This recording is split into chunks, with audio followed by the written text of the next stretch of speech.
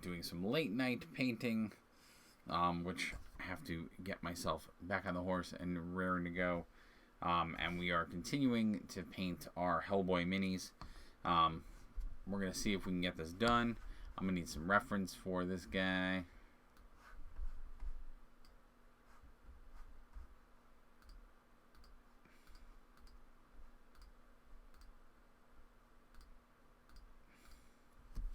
Because I have to finish the Hellboy. So, for folks that may not know, Mantic Games created a Hellboy board game, and we have been painting some of the minis for that. My goal is to get the whole thing painted up so we can actually start doing some demos and playthroughs of the game. And I'm sorry that there was a little bit of a break in between our coverage of it, but I'm just trying to see what the next step is. So we got a lot of the detail that we're going to next. And I have to see what we're doing here, because I've come to now realize I still don't think that that's a gun, though. Yeah, I guess it is a gun. So apparently he's got another gun on him, but I don't know. I don't really think that that's a gun, but apparently this is a strap for a gun, as I've done some research to look into Hellboy's costume.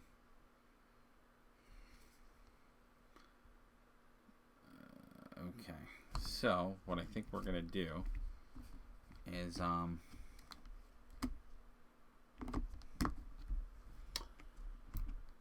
yeah.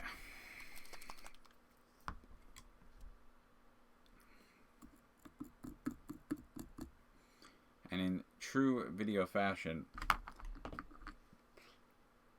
oh, that is the smaller two brushes. I may have to go get myself some more water in the pot, but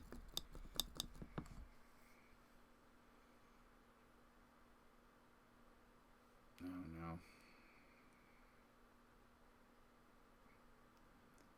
I'm gonna go like real gentle on this.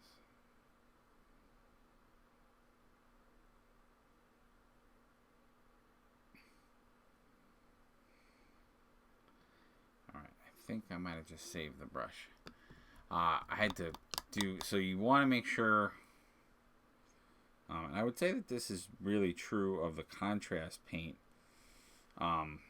colors, that you really clean your brushes really well, because as you're seeing me do now, what I am doing is I am actually getting a lot of dried paint out of the thin brush, because what will happen is, and I'll show you guys in the camera, but and I don't think it's going to focus on it, but if you have dried paint inside of the brush, it's going to make the bristles of the brush stick together, and so if that happens, you won't get a nice even flow of your color the way that you want. Your brush won't act the same way. Your brush will get very stiff. So you want to make sure that I may change the color scheme of this. I don't know yet, but like I said, from everything I've looked at, it says that this is a strap of a gun. And then what I'm going to do is I'm going to do it kind of an off tone. I'm not doing it exactly the way it is in the comic book, because in order for the figure to look good and for it to, I think, read the right way, I want the colors to come off a little differently. So I'm using a gray and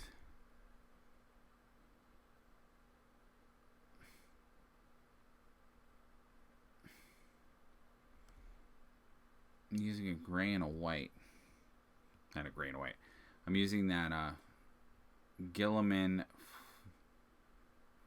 brown for one part, because to be honest, it didn't look like it was really, to me, I actually thought this looked more like a bell than it did a gun. But like I said, everything everything I looked at pointed me in the direction of this should look like this should be a gun of some sort. And then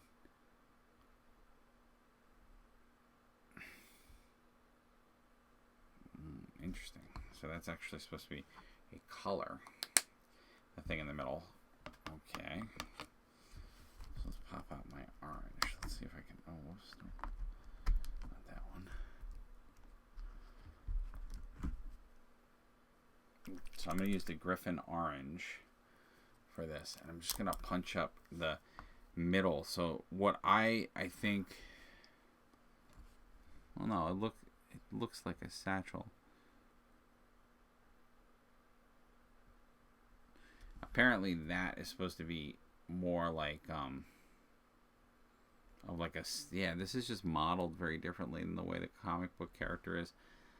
Interesting. Okay. It's got a little bit of a different model feel to it. But that's okay. Like I said, we're really on the home stretch. The only thing, there we go, I just figured it out. So alright, so I was right that those are not. Alright, so the way, so let's do, you know what, we're gonna do them I'm gonna do them in the Space Wolf gray also. I'm not gonna do them as black, even though in the comic version they are.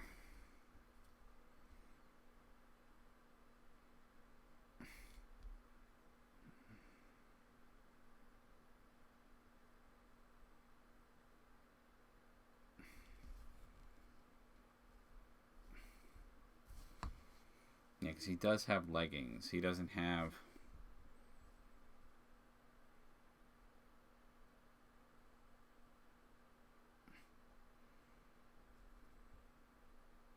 That's not his skin.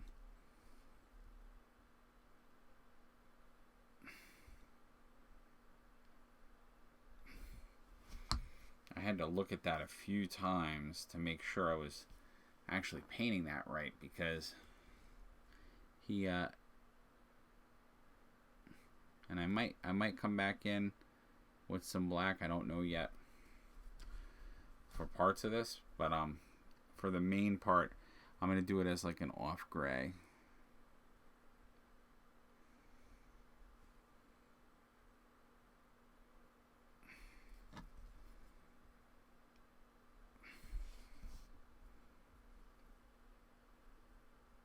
It's funny, now every time I see this figure I want to sing the Barry Manilow song from the end of the second movie, because they ended both movies in a very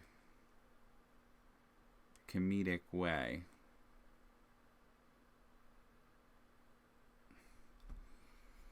Which is why the newer telling of the story, or the rebooted Hellboy, I think that was one of the reasons it didn't work as well. Because although they did have some sense of humor to it, it wasn't. They lost. That's not true, actually. You know what? Before I say what I'm about to say, I don't know if I would say that they lost the humor, because they did actually have quite a bit of humor in that version of it. It's just that the humor was so different in the Hellboy, which was such a disappointment too, because I loved what's his face that they casted for Hellboy. You know, as an actor, he's such a good actor.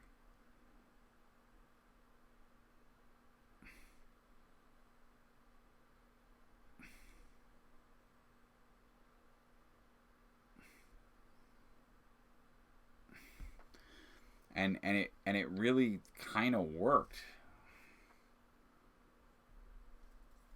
because Hopper from Stranger Things, if you really like look at that character, it kind of, there's a lot of similarities to that character. Not to say that that actor can only play the character, because he absolutely can play anything. He's a very talented actor. But it has like very nice parallels to Hellboy. If you think about the sheriff from Stranger Things. They really do kind of foil each other very nicely, and they have some similar goals and similar ways that they deal with problems. So I really personally was looking forward to his rendition of it, because I said, ooh, he can do that role really, really well, and I think really, really nicely. And then, you know, it's another situation where the movie just fell short, mostly because of the writing. It was just, I think the movie was just very uneven. It's most of its problem.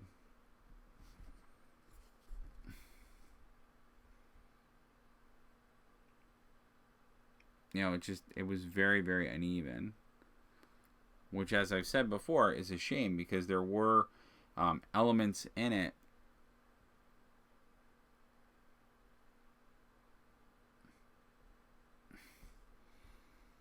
that were very, very cool, because as a comic book fan, they were really, like, super duper awesome, catered to me. You know, they were very catered to somebody who's read a Hellboy comic book, because they brought a lot of reference to a lot of things back. They made a few bigger jokes inside of it, about the character, about the writing, about, like, comic stuff, which I thought was really, really cool and well done. Now, nothing in my little summation has told me what color that the belt of Hellboy should be. Nothing has given me anything. I don't know what I've tried to look at a few different pictures.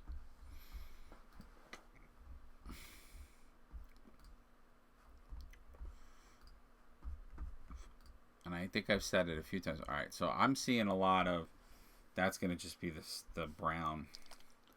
I think it's going to be the same darker brown. But yeah.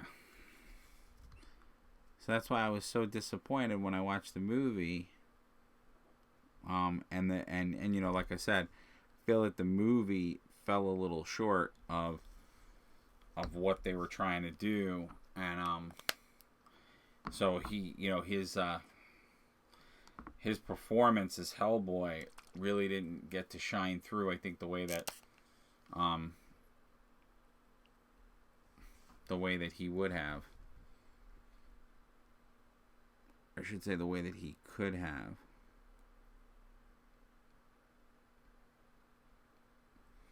You know, so the movie just kind of fizzled.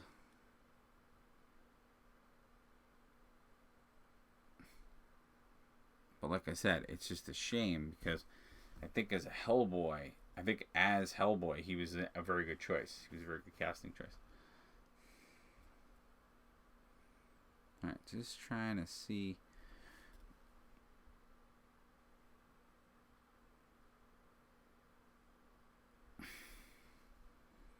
So I gotta throw a little bit more Gilliman in there. So, I mean, we're actually we're almost done with him. We only have a few little details to do. And once I get those details done, he's gonna be Denzo, and then we can move on to the next agent for the Bureau of Paranormal.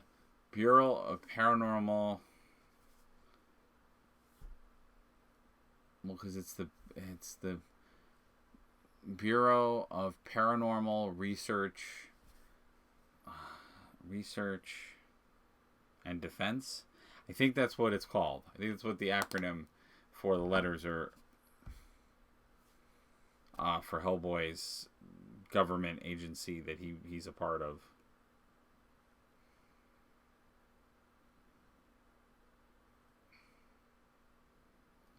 I think that's what it's called.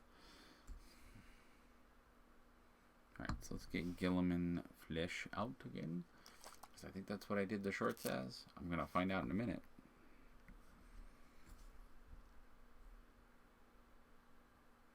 Gilliman is the lightest brown that you have out of the contrast browns. So usually when I have anything on my model, that's that very light brown. It's usually Gilliman.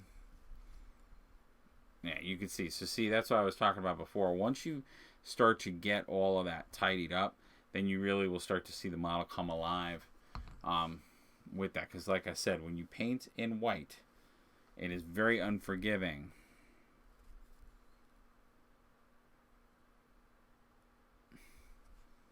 It's very, very unforgiving of your mistakes. Da, da. That's so stuck in my head.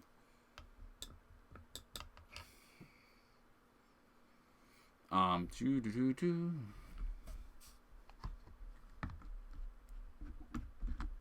And we will have a lot more painting videos, guys.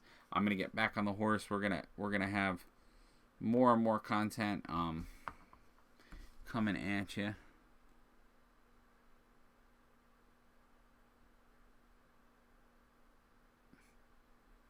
What's cool is we're gonna get into a lot of different painting projects.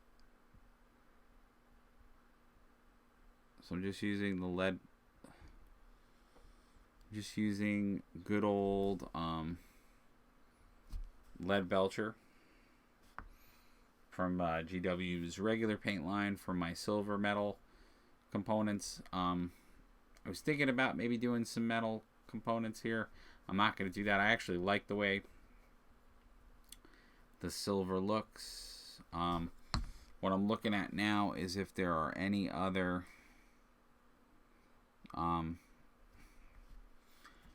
areas where I want to do a little silver detail.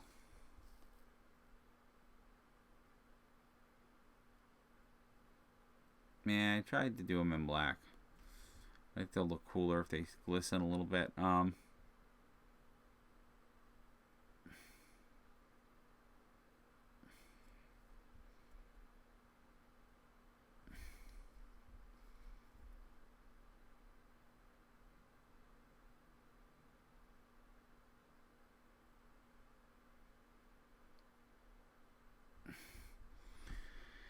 Again, it's going a little bit off script, but you can see like the minute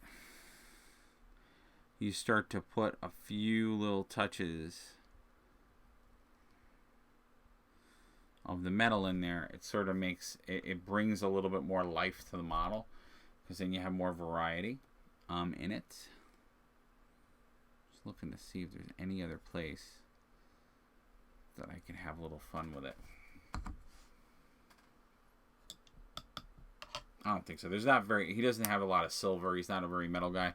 I hope you guys are all coming back.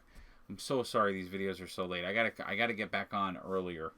I got home late tonight and it was just a little bit of a tougher day. And I wanted to get some painting in. We're gonna definitely get some more painting in tomorrow too. Oh no. Don't tell me my black dried out. I think I have more black. Oh, is the black getting... it's getting old.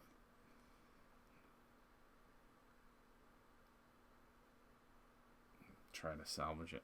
I don't know how this black's gonna go. It got very... the black got very bubbly. So with the... because the contrast paints are so... you know, they're so liquidy. And they're very, you know, because they're these transparent paints, and they come out very fluid, because that's one of the big ideas of the contrast paints, is that they come out that way so they get into the crevices and pores of stuff. The way you know that your contrast paint is starting to fail is if you start to get, it's kind of funny actually, if you start to see it sort of the same consistency as regular GW paints, that's how you know probably your paint's starting to dry out. Because it loses its watery liquid consistency, and it just becomes much more opaque paint. It doesn't mean you have to get rid of it. It just means when you paint with it, it's gonna act a little differently. So, you know, because I do this hybrid method when I paint, I'm not bothered by it doing that, because it just becomes a normal painting scheme then at that point for me, and I just treat it like regular paint. But if you're really using it for its like true potential, which is to get into those grooves or corners and to bring out detail, when it gets gummy like that, it may stop doing that. So you'll see it not, it'll really just apply. Obviously, you can add a little bit more water, and it's a little bit more forgiving when you do that than the traditional GW paints. When you water it down, because it wants to be water. So versus hey, how are you? Thank you. Thank you for that compliment. Yeah, so I'm almost done with Hellboy. I'm just doing the final touches. Oh, that's a buckle. So I'm gonna do that buckle with the silver. Oh, I'm sorry. I don't think that that's true. I mean, I think everybody, you know, I think when it comes to art, people forget that so I don't, at the current moment, I don't design figures. It is something on my radar, and definitely, I'm just gonna move my camera. It's definitely something I want to do. Whoop.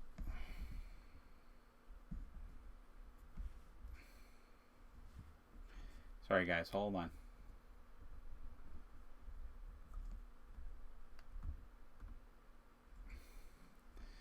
So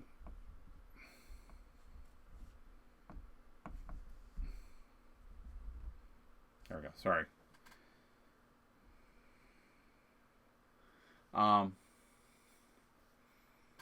Yeah, my camera was just like bouncing around for a minute. Just trying to get the right angle so I could show you what I'm doing. Yeah, it's something I want to do. I want to get to get a 3D printer. That's one of the things on the list of things that we will be doing. And specifically what I want to use it for is, to start off, I wanted to use it to make toys. And that the first set of toys I would make would be toys that are toy versions of my original characters from my my comic strips. And for folks that are interested, there's a link down below in this on my channel to my Patreon. And actually, it's a good time to jump on my Patreon, because I just released this month's strip, which is the first installment of my of one of my new stories. You'll be getting other installments of it. So the way that my comics work is that they're, you know, bringing back the idea of the comic strip, the 4-panel comic strip. And the idea is that there'll be to start about 4 different original stories. I'll probably add more to it. And you can check it out now. What's really cool is I opened up a tier on my Patreon. So for a limited time, for $2 less. Yeah, absolutely. Absolutely. Well, another similar service that I offer, and I have to do a demo video of it, but I do commission drawing and illustration, and I've done that for folks for RPG characters. So I've done that for a few. I actually, as a DM, that's something I do as a gift to my players. I will actually render out their characters, so they have portraits of their characters that they're playing. So that's another thing I've done. But yeah, if you act now, limited time, you can jump on for $8 a month. You're gonna get you're getting a couple of things. You're gonna get access to the comics, so you'll see the strips every week. Not every week, every month. I'm gonna do at least one strip. I'm gonna try to get to 2 a month, but probably for now I can only do 1 a month. And then I'm gonna give you guys behind the scenes stuff, so you'll see like the process of how I do a strip. So you'll see kind of the sketch out, the block out. You'll see each process as it goes, and maybe updates and different characters and concepts and other things. So that'll be there. You'll also, at the $8 level, for that limited time and for a limited few, you'll get access to original wallpapers. I'm going to try to design wallpapers for like Apple Watches, for mobile devices, for computers, so you'll have access to that stuff. And if the Patreon takes off and I get a lot of support, that's where the merchandising of things like toys and merch and shirts, definitely shirts with logos and things like that, will start to come out. So, very cool. But yes, the 3D printer, I do have intentions of getting into the idea of printing out, becoming possibly becoming potentially a place you could go to get things printed. But I'm a little ways away from that right now. I have to get a few more things set up. The Apple wallpapers.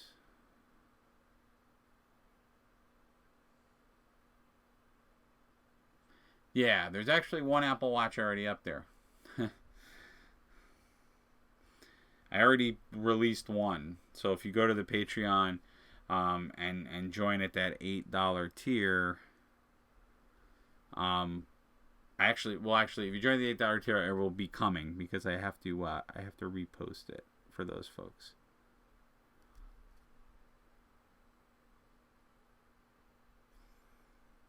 But that $8 tier will get you access to it. Now, if you just want to support monetarily, there is a very eclectic $1 option, which can happen too. That doesn't get you any comic books or stuff. It just gets you. It would get you better video content because, again, even though it's an art-related Patreon, it is really about my independent comic book stuff, which I'm hoping to get out there as well. That support's going to go right back into the channel. So, all right, so I got to just hit that with one little shot. So even though you're supporting one party, and then of course the other link you see down there is to my website. You can check out not only my art-related stuff, so my drawing and cartooning and all that great jazz, but you can also check out my painting website too.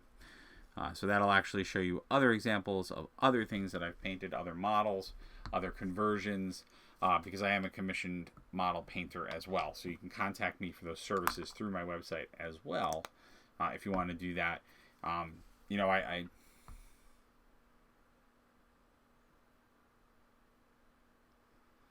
love the turnout. I could never do that. What do you mean? I don't mean that facetiously. I just...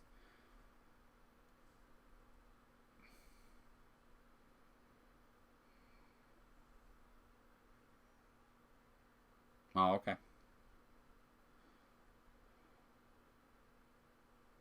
Oh, the painting? Yeah. Yeah, I'm really proud. I'll give you guys a closer look. What I really like is how this turned out. So we got the cracks in the... I have to do one more thing, which I don't know how I'm going to do it.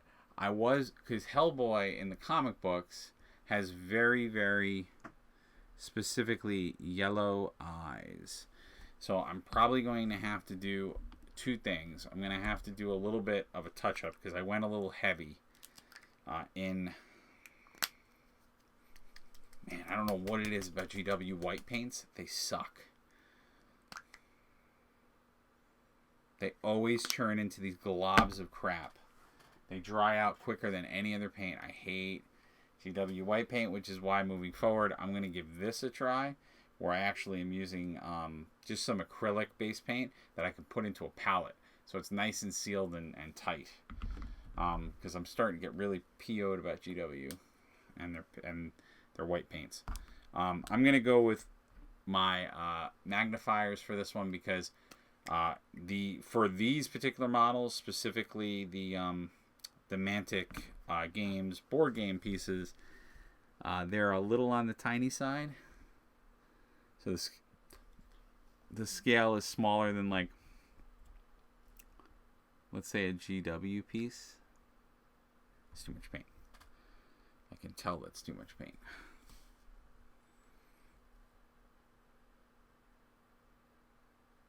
Nah.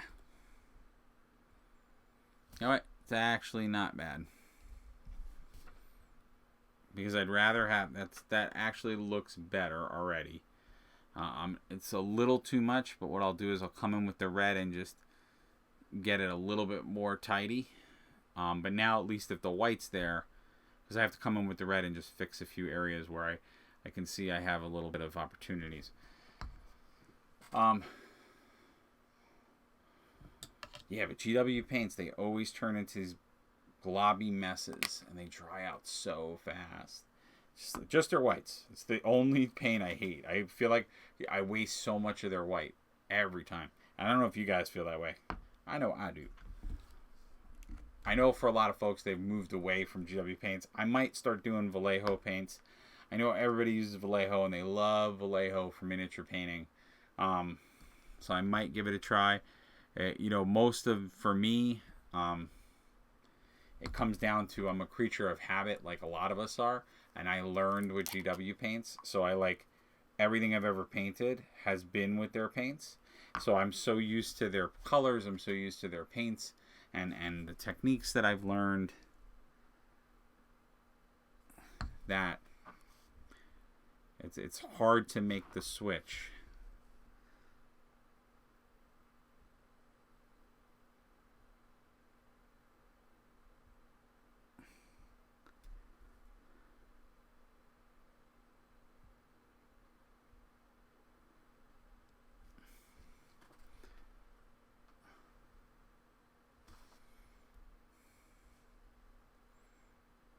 Oh, that looks cool.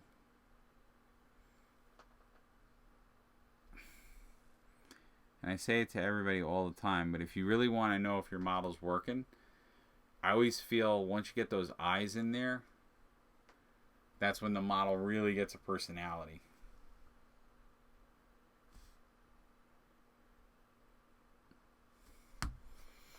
Because then you're gonna see, and I'm gonna tidy up those eyes. Once I get the red a little bit more, I might even go as far as to mix some white into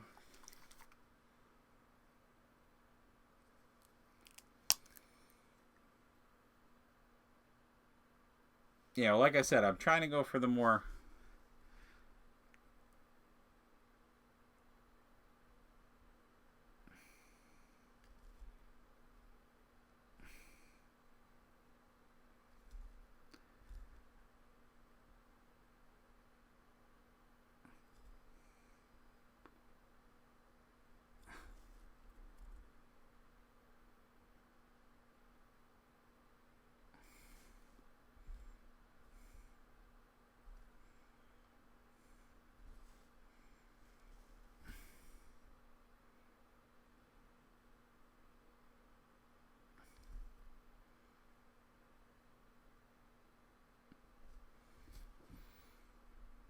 so you guys look, now that I emphasize the jaw a little bit more,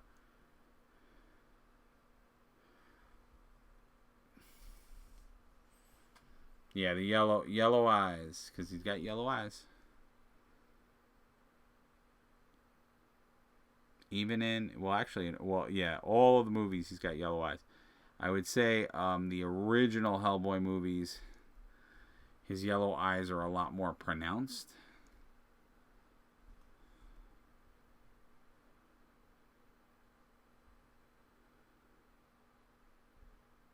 And now what I'm doing is something that's unique to the contrast paints, which is if you go back over, so after your model dries, if you go back over areas, it'll actually darken them. So you'll get a much more, and that's just with the same color. A lot of people think that I mix black or I mix other stuff on there. I don't. I just go back over it with the same color,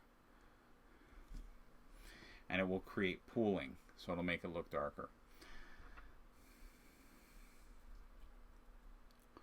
I'm just looking around the model and going, all right, is there anywhere I have to touch up?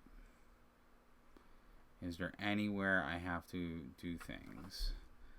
And now specifically I'm looking at the red, because that's what I got on my brush right now.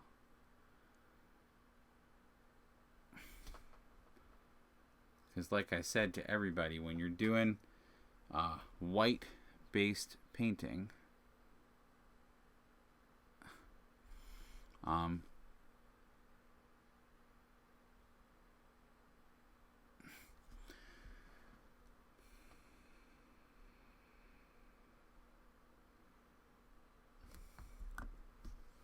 whenever you're doing white primed models, they always are tough. They're tough, because you have to make sure all those nice crevices are done. All right, so what I'm gonna do is get back to my black for a little bit.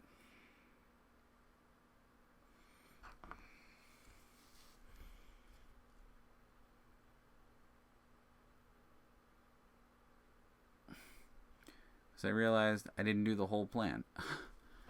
I said I was gonna take those 2 top parts and do them all in black, and then I went in, painted 1 part black, and didn't paint the other part.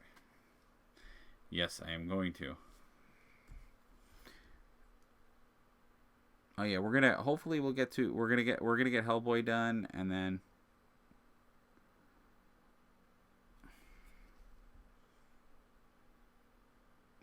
like I said, we'll move on. Who do I want to do next? Probably gonna do Abe.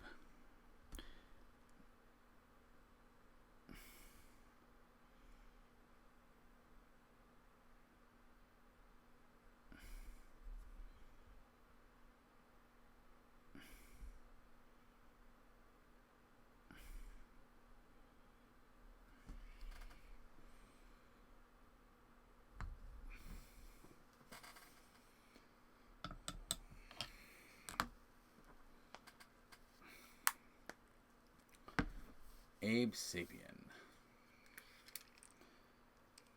I think that's who we're going to paint next. So let me get Abe. Because Abe looks like a lot of fun.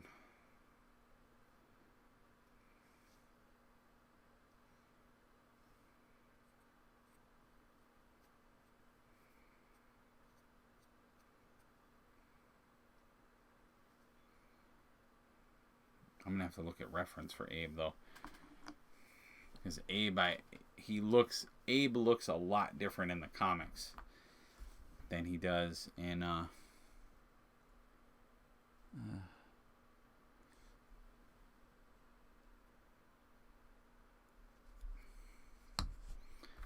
he's got a very different feel in the comics than he does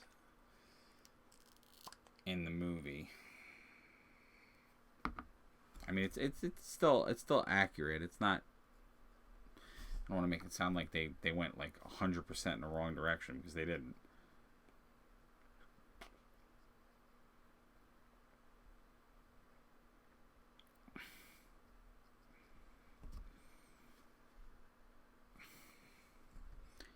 I might put a little bit of actually.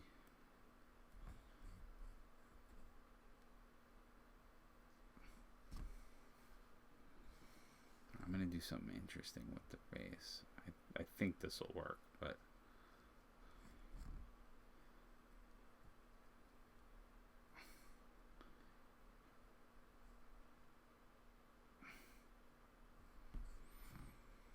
because of course, so you guys can see what I'm doing. I'm just putting some gravel there, but you know, this is in fact Hellboy, Mike Mignola, who is a wonderful artist, an unbelievable artist. So I want to do something that's kind of in a little bit of his vein. I'm going to try something, which I've never really done this on a base before, so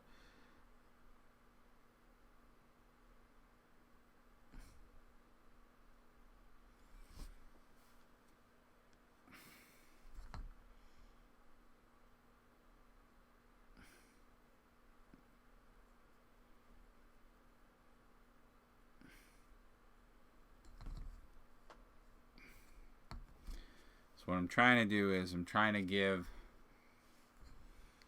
like a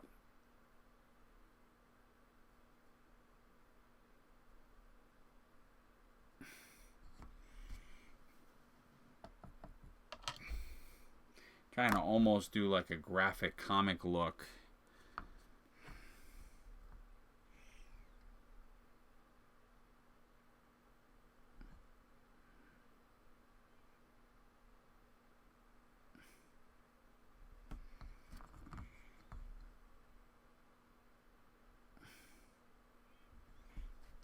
So I don't know if you can see it, but I'm trying to give it almost that split tone look, which is gonna play off as a shadow because of where I put it, but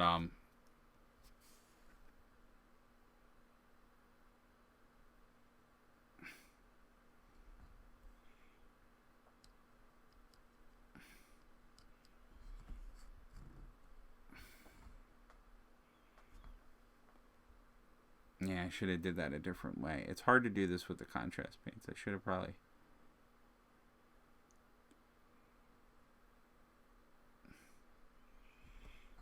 It's coming off the right way though. It's coming off.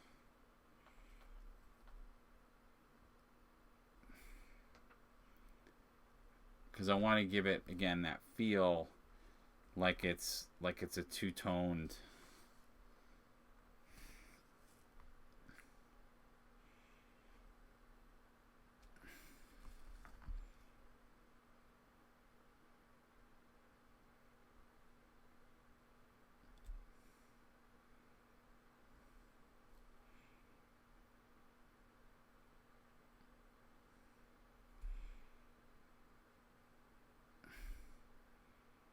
Just trying to give I'm just trying to give a little bit more depth to the hair. So what I'm doing is I'm just sprinkling a little of this other color in there. So what you should see is a little bit of a two-tone going on now. So it's not all one tone, not all one color.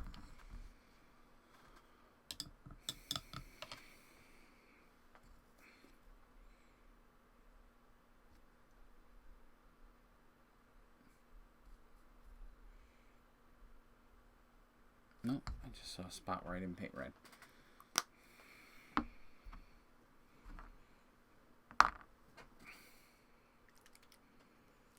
I'm really happy with the way this came out.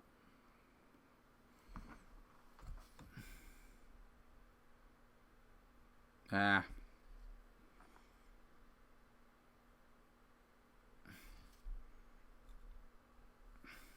I may have to fix that. Yeah, that went on.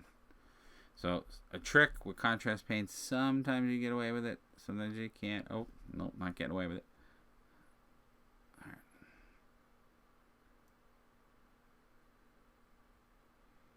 I'm gonna try to paint my way out of it. Let's see if I can paint my way out of it. So if you look, what I tried to do is make it look like it's just more. It's more sand. It's like a darker color in the sand. So let me try not to do that again. Or do something reckless and create like tons of stuff, because I realized the tip of his feet, I didn't paint them as well as I should have.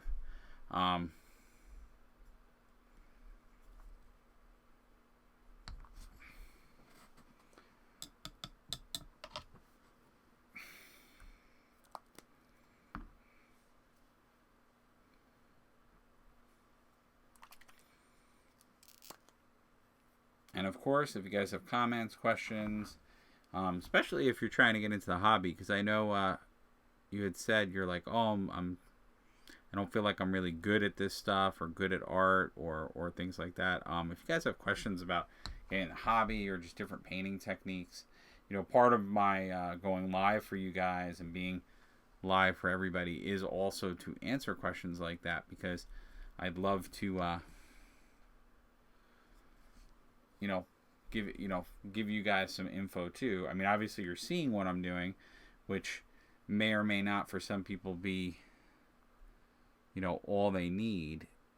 I know for others, they may actually need you need to conceptually hear what we're doing, or say, because I might do something very fast or very quick because I've been doing this. I've been painting models for a while. I've been doing it for a little bit of time.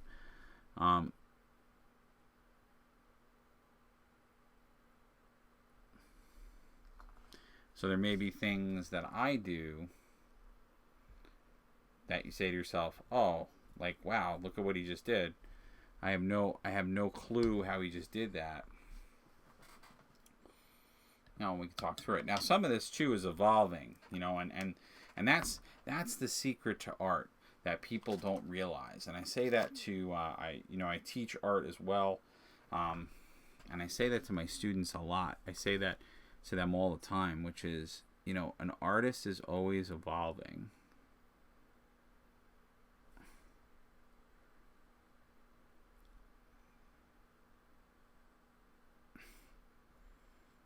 Oh, I just realized I don't think I used. No, I had to have used Gilliman. Alright, so there's going to be a couple of different tones of brown on that. But yeah, an artist, I say it to my students all the time, an artist is always evolving. And that's true for me even in this medium and this form when I'm doing models. The things I use to do my models, the paints I use, the different pieces of technology I use, like all of that evolved over time. So some of it is, stuff I've done for a long time, but then other pieces of it, you'd be surprised, are, will be relatively new in regards to what you may think I was doing.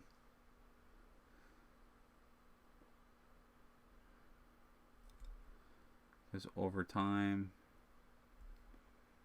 and over the years, I've just learned different techniques for doing stuff.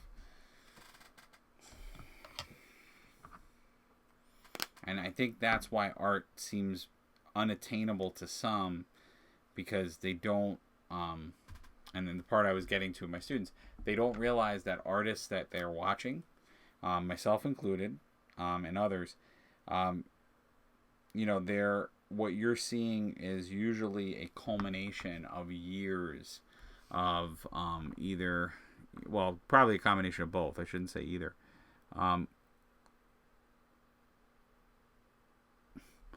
But it's gonna be them.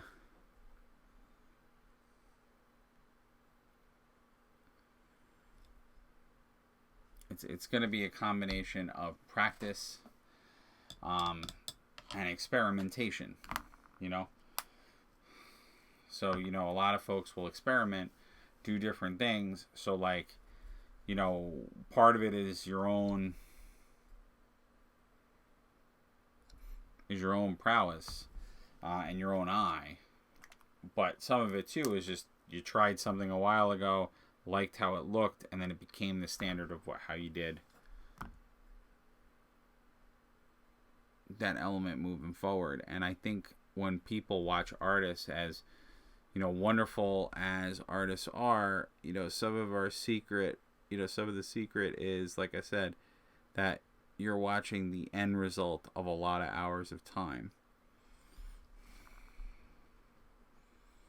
So, I say it a lot about folks on YouTube, not to knock YouTube, or to knock anyone who streams or does creative stuff. But I always say to them, like, they'll come to me and they'll say, well, I saw this artist on YouTube, and they'll show me the video, and I'm like, and they're like, look at how, he doesn't, you're teaching us, usually it gravitates around, I'm teaching them a certain method or way to draw. And their response to it is to show me another artist who is, like, not doing any of those things.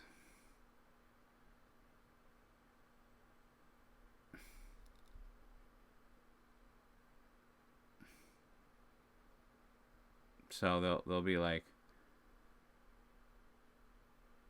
and again, I'm just lightly, what I'm doing there is lightly, it's almost like a dry brush technique. I'm just lightly throwing color and going back over stuff, and you're seeing it darken because of the way contrast works. That when I go back in contact with it, it's laying more paint on top of it, creating a darker tone.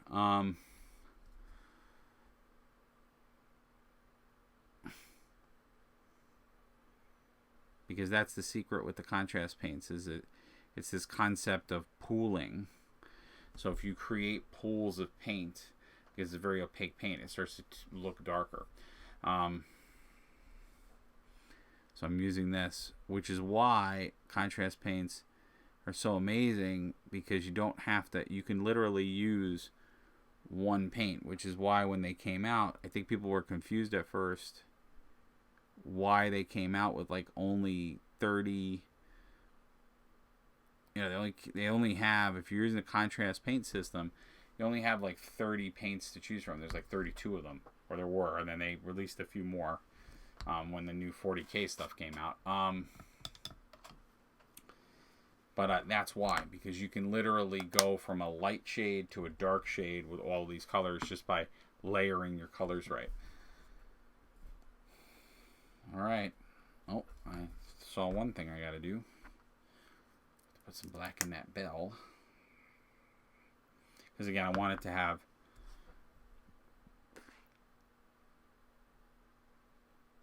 a very comic feel.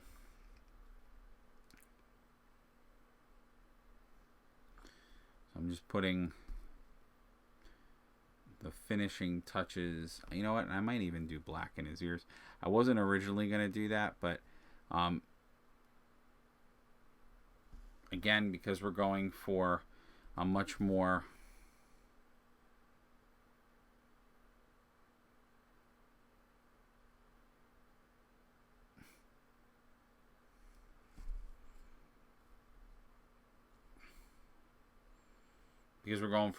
comic feel, it makes sense for this model. I don't usually do this. I don't.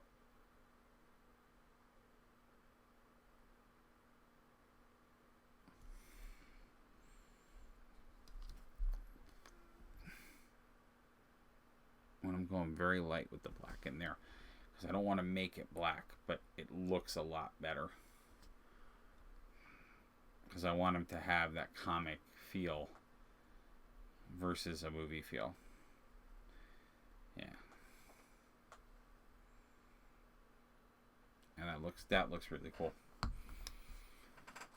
Alright, I think Hellboy is done. Now, what I traditionally would do if I were doing finishing this, which I usually do that at the end, so there's two things I might do. I might do basing. I usually do base stuff at the end, but I might add some more texture to the bottom. I'll definitely go around with black just to black the bases. I like doing that when I do my figures.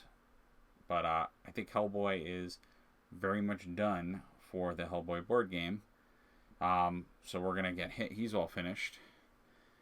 So I'll put him off to the side. Oh, yeah, no, he is finished. It's just at certain angles. Oh, actually, wait. Did I forget to paint something? I think what is the thing on the end of the gun? There's so much to Hellboy.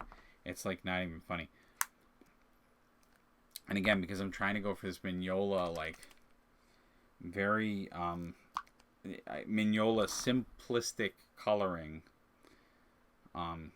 Because he has this extremely graphic style. I keep leaving stuff out.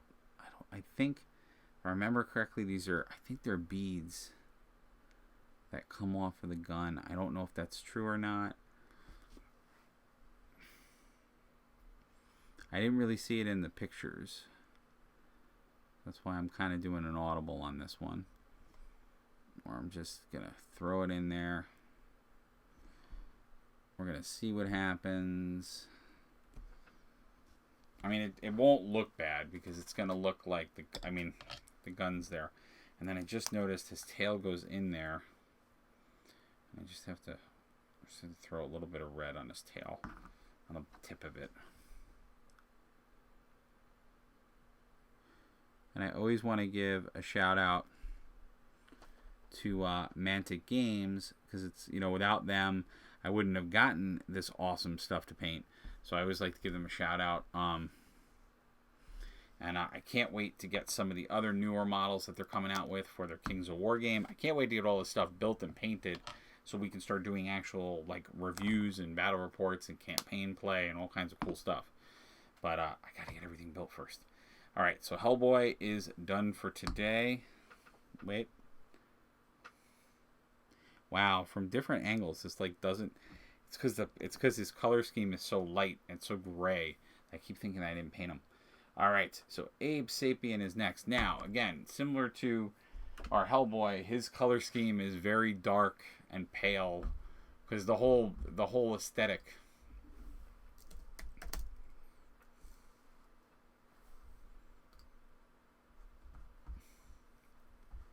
Right, in the Hellboy version of Abe is he's actually green. He's not blue like in the movie. Because what Mignola was really channeling when he did Abe Sapien was he was channeling more like the Creature from the Black Lagoon. That's what Abe is really supposed to essentially represent. He's supposed to be that.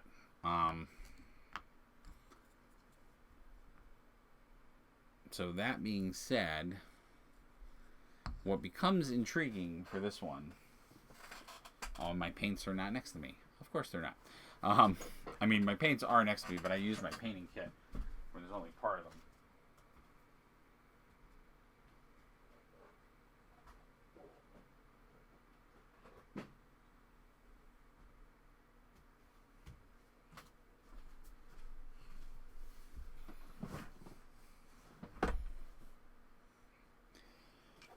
Right.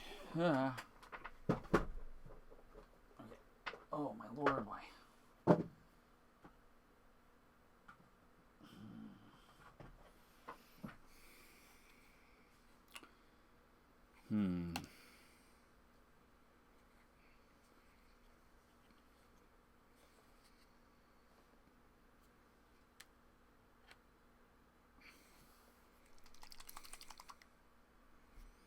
No, it's not really a green. And that's going to be... Actually, it's amazing how I always go back to this green. But that's the right green for him. Especially for the one that's comic book centric. Alright, let's take a look. Yep, that is 100% the right green. 4. Alright, but I'm going to leave his dorsal fins. We're going to leave those not in this green. So I'm going to do something different for those.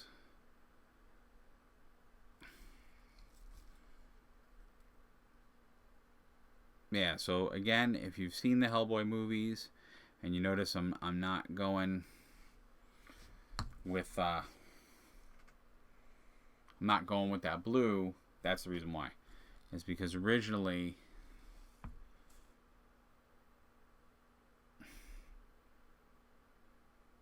the character was not blue.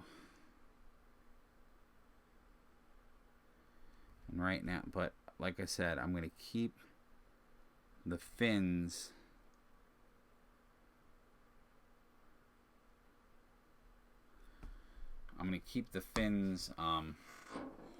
not painted green because I have something I want to do with them. I want to do something fun with the fins.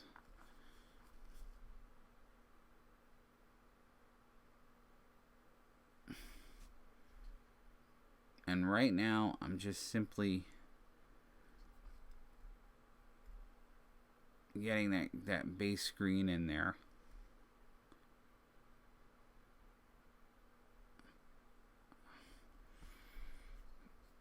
Because Abe, unlike Hellboy, well, actually they all have similar gear, so because of course in the comic Abe doesn't always have gear on because he's aquatic, so he...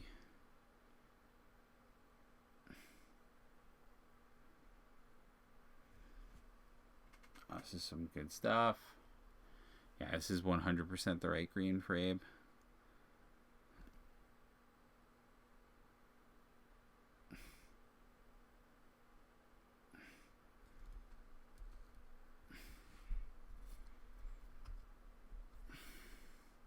Yeah, probably going to just get to basing him tonight, and then we'll get into his gear and all this stuff. I got to see a picture of him with his gear on. I mean, some of it I will 100%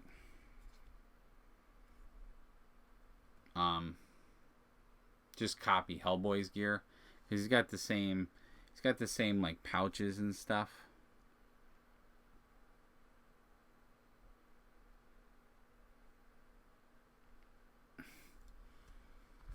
I like that he's got like a harpoon weapon, which I always thought was pretty cool.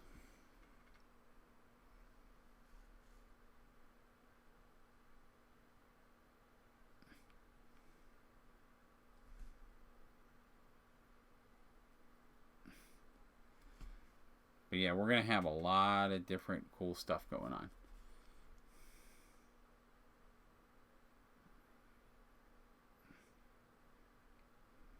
I have a lot of models to paint. And it's from a lot of different games. We're going to paint Marvel models, DC models. We're going to paint all kinds of cool stuff. So if you like these painting videos, you got a lot more coming. And I'm going to at least do... so moving forward, my goal is to do at least 2 videos per day if I can. Last couple of days it's only been like 1, but I'm gonna try to get back to 2, and it's gonna be 1 something gaming related and 1 creative video. So it's either gonna be me painting, building, or drawing. Drawing will come back. So if you're a fan of my cartooning and my drawing stuff, or just my comic book stuff, that's coming back to the channel. I just have been a little distracted, and I also had to get a couple of supplies for a couple of projects that I have coming up. So I bought those supplies, so now I can start doing some really cool pieces.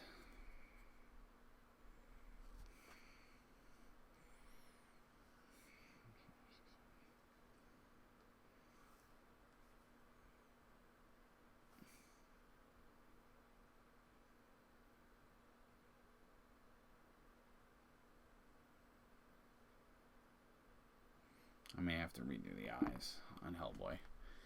I keep looking at him while I'm painting this one, and I'm like, I don't like how his eyes came out. Just one eye. I think I should have waited until... I think I jumped the gun and tried to paint too fast, which I tend to do. Sometimes, especially with contrast. You really should be letting the contrast dry for 15 minutes.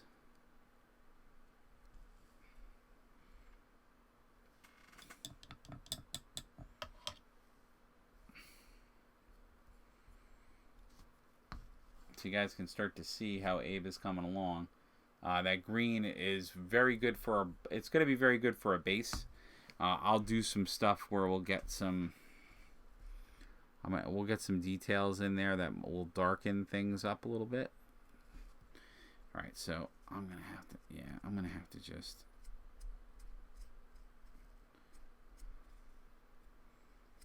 All right, moving forward, if I'm painting the rest of the models, I think I'm going to just do a quick, like, I want to call it sanding, but I think I mentioned in one of the other videos that unfortunately when I went out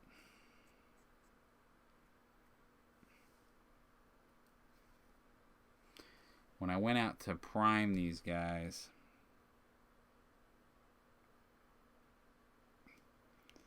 the temperature has not been very forgiving where I live. So you really aren't supposed to prime. When you do priming, you never want to prime a model when it's either very warm or very cold, it messes with the primer. So you probably have noticed as I'm painting this that there's a little bit of like dust residue on the model. I'm going to try to use it to sort of make him scaly. I'm trying to use it to my advantage. But it may not make the paint bond correctly to the model. So I may have to do one of two things. I may have to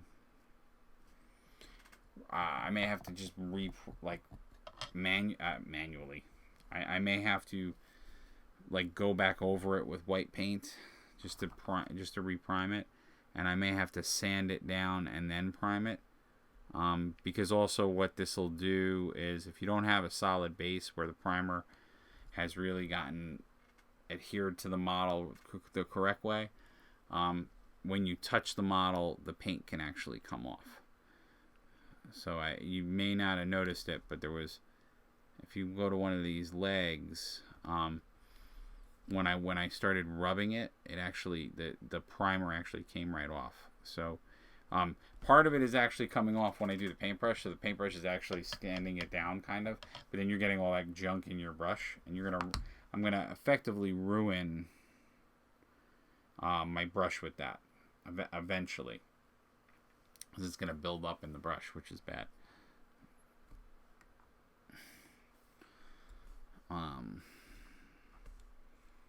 But I really don't have a choice because it's just been one heat wave after another. Yeah, so you probably are noticing, like when I'm doing this, you can actually see that the primer is coming off if I just brush it more with the paintbrush. So actually, there's literally no primer on this anymore now that I just did that. So it is literally coming off. So I may have to just put some paint on top of this, because you can do that. You can. I'm gonna see how it goes. I mean, like I said, I didn't think it was a big deal with him because he's got scales. He actually does have scales, or he is drawn scaly, like his skin is scaly. So it actually it's providing an effect. So I was like, ooh, maybe I can get away with this. This'll work. This'll be okay. So we're gonna see how it goes. But I noticed once I started working with the model a little bit more and I started painting it, I noticed just how bad that is. It's a little bit more excessive on this one than it is on the other ones.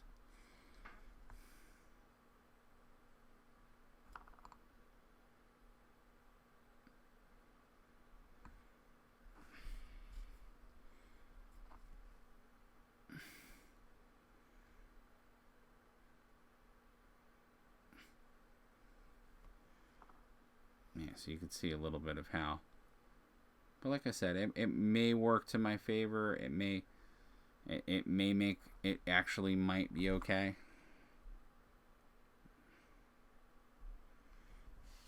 Because if you look at the legs where I wiped off the primer, it actually is creating a darker tone now. So it might actually be okay. Now, does Abe wear gloves? Abe does not wear gloves. So this is but it looks like Abe is wearing a watch of some sort.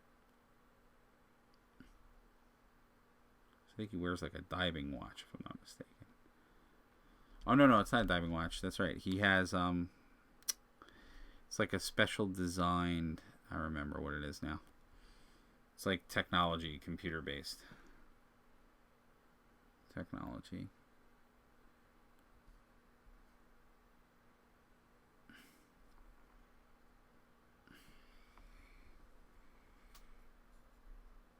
See, what I like about the Hellboy comics, too, is that I like that they are monsters, but they have like a lot. They have some high tech, but not all high tech stuff. Like it is very much still. Well, obviously, I love the fact that they still use occult-based objects. So they'll use, Hellboy, of course, using methods like raising the dead to interrogate them.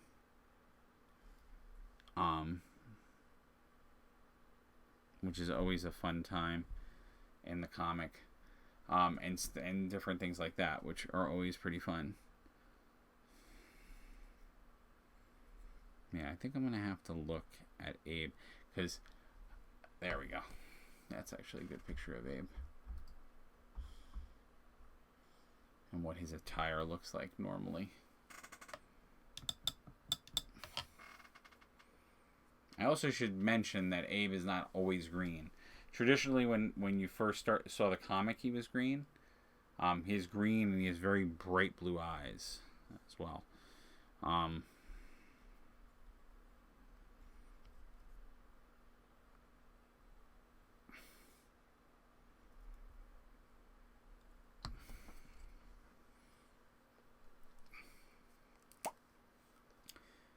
want to try something.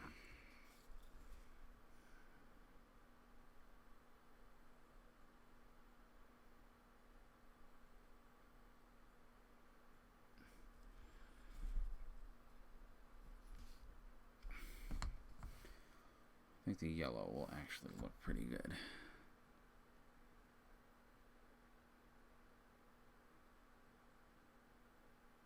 Because that's the traditional. It'll look very, it should look very,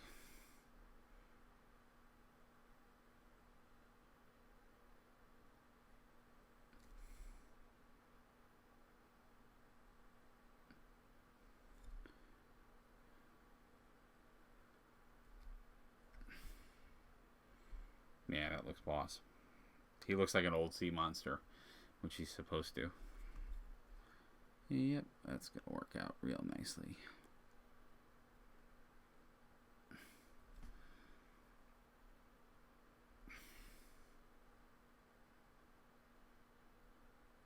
Yeah, I'm really going to...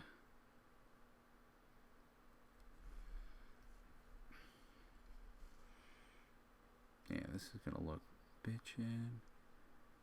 And what's nice about... The reason why I wanted to use the yellow, too, is that it transitions into the green really nicely. So I can blend it to make it look like they're gills that are coming out of his skin.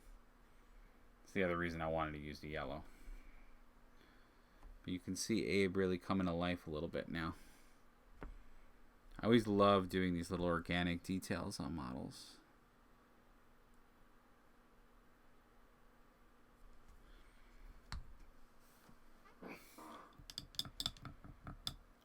Wow, it's okay, so the world is definitely getting back to normal because people are not showing up for these late videos. So I will definitely try to do my videos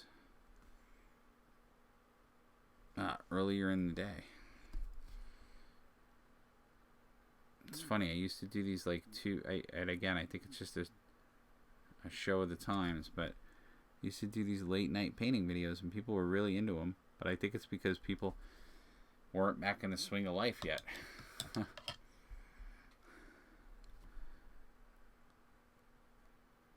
know, everybody was still, like me, trying to process what the hell was going on.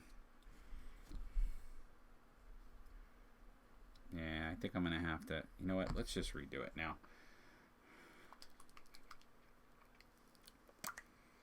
I'm going to have to...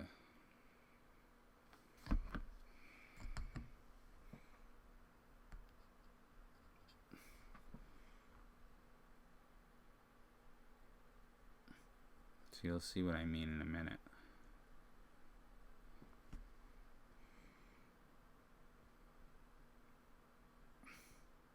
I think it's about time for me to order new brushes too.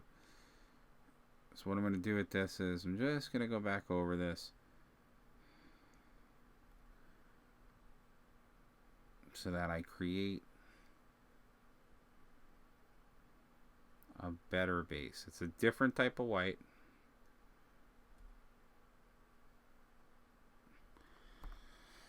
But at least then I'll have a nice base tone that's not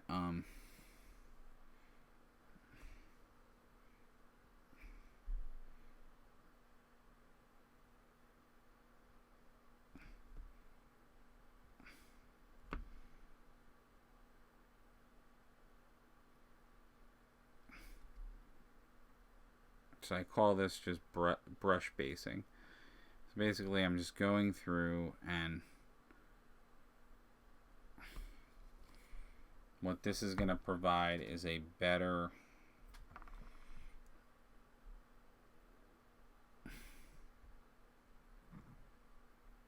I'm not going to go over the whole leg. I'm just going to go the parts that I think need the most help.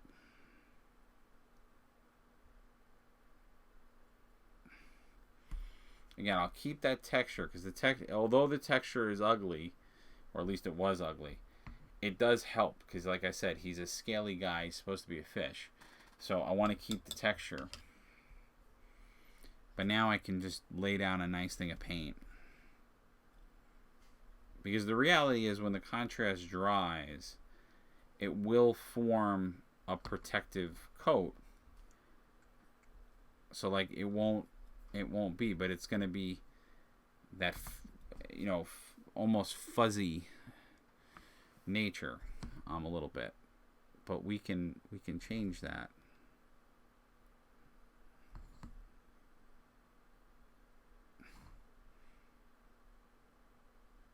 By just going back over it. So just putting a couple of coats will get it to the level where I want it to be. Oops, sorry guys.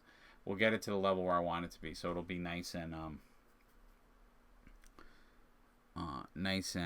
not. But yeah, that yellow is definitely the right move. The yellow is 100% the right move for him, for the fins. I could have even done. Now I'm thinking about it. I could have even gotten away probably with yeah, so watch what's going to happen once it's got the yellow on top of it. So you can see already how better that looks. It looks much more uniformed now that the white's there. I'm gonna leave that area alone. I just wanted to get that detail in there.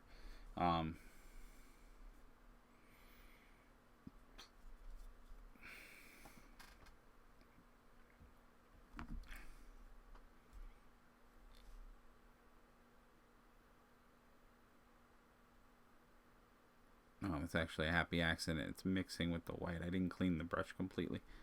That's okay, because it's actually a good thing, because since the yellow is so transparent, it'll actually help to make it more solid, and then it will be like I'm basing it while I'm painting it. So that's actually a good idea. Alright, so now we have that gill detail on both sides. And again, for folks that are joining us, we are painting the Hellboy board game by Mantic Games. We're painting the pieces from it. It's a pretty amazing board game. It's a dungeon crawler board game. It's a co-op board game where you all play agents from the... Oh, I always forget what it is. It's the Bureau...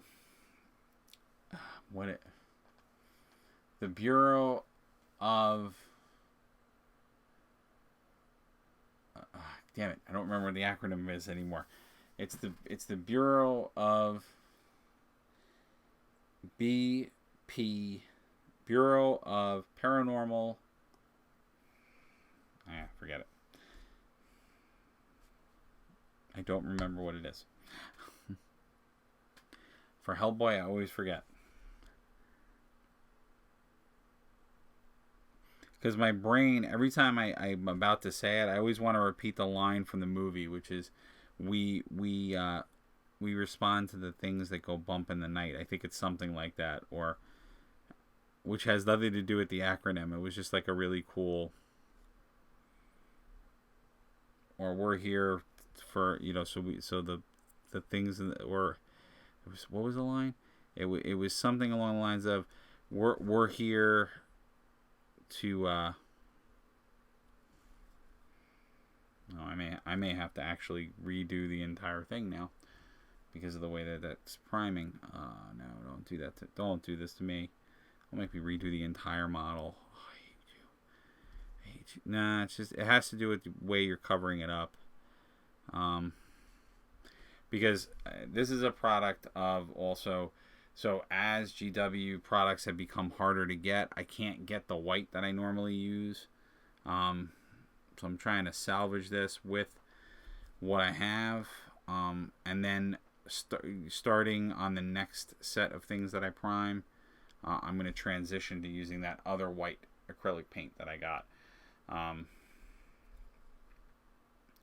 Because technically the whites are different. It'll dry fine. It won't look bad. But yeah, this is, so it's a pretty cool board game. It's a cooperative dungeon crawler board game. You all pick agents, and then you fight different enemies and bosses, and the game changes depending on the scenario you play. There are a bunch of expansion sets. There are a bunch of expansion characters for the game, and it's really, really cool. So I'm really getting into these types of games. I like them because it's a great way to get together with folks. And I'm also getting into them because in a world where, not all of us can maybe game with that group we used to game with, because of COVID and because of other things that are going on. You can very much set this up on a webcam, and one of you has the game. Shiza. Oh no, here we go.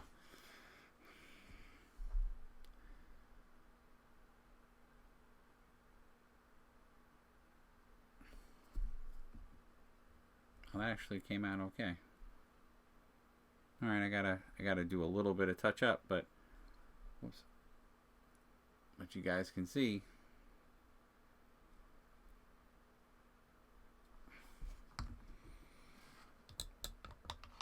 I think similarly, I'm going to put a little bit of white in there, so I could do a little bit of a highlight. I call it. I always use. I call what I usually call it is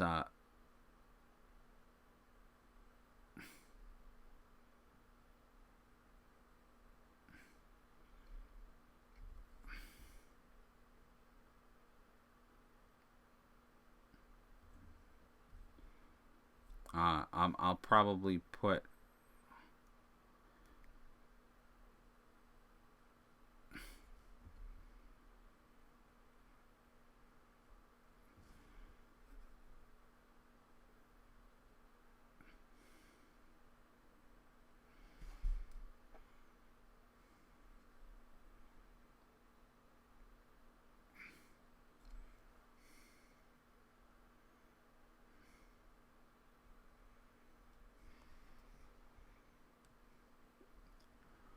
and if you guys have questions, comments, I'm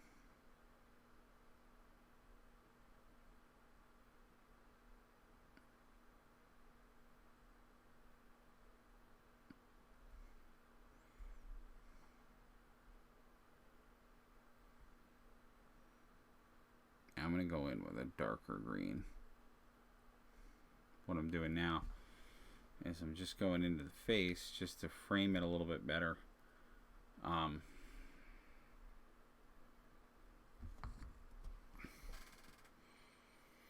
So I can get what I'm trying to get in there.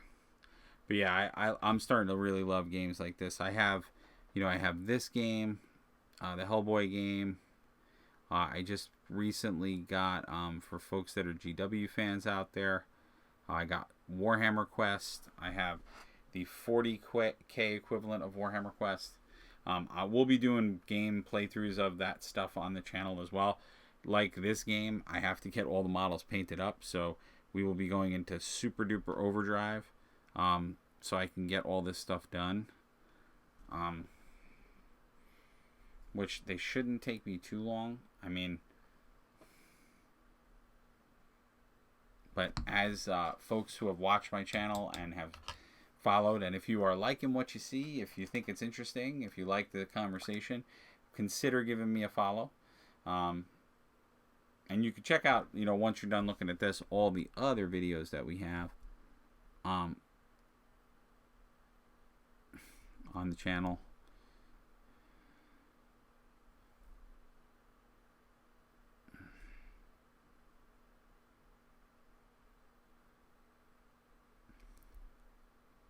You're going to see why I'm doing what I'm doing right now.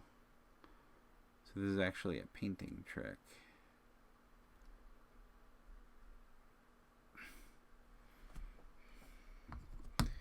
And then while we're at it, whoops.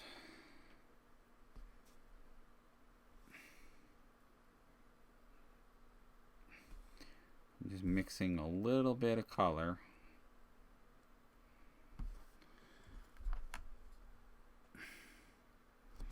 You're going to see why this is so important in just a second.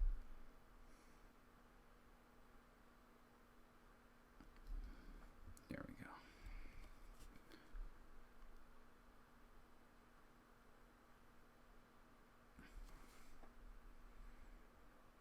And now we got a guy that has some really good look to him. So you can see, I call that painting light in the eyes. So that trick is a very, very cool trick for folks that are trying to get a for folks that are trying to get a very cool look to their model. That's called painting light. So all I did there was I just took a little bit of white, I mixed it a little bit with the contrast. So you take an opaque white, one of the GW whites, mixed it with the contrast, and voila, you get a pretty dynamically cool color.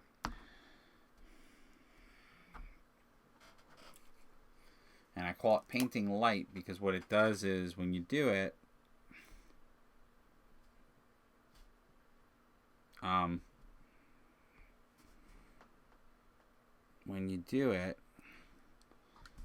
it's going to bring the light into the character's eyes. I'm just going to swing over to Hellboy because I definitely want to do it for him as well.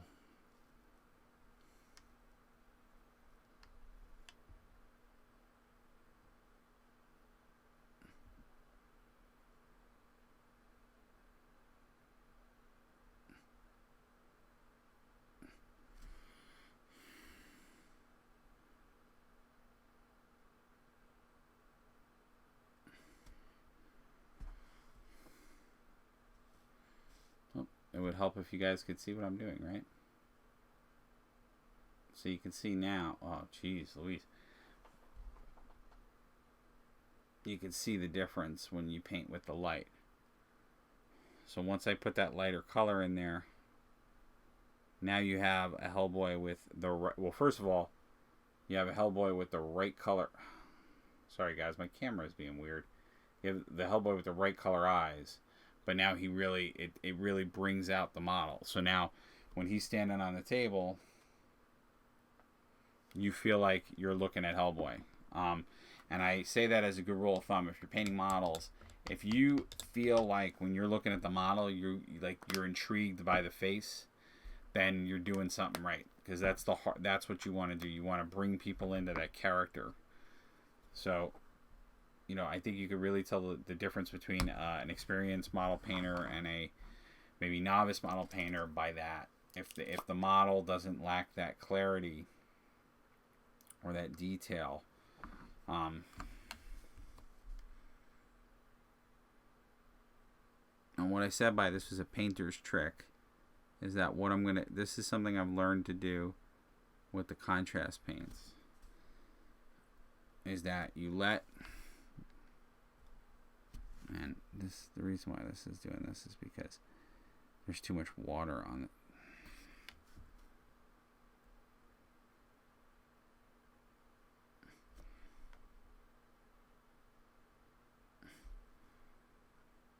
So what's going to happen is, if I did this right,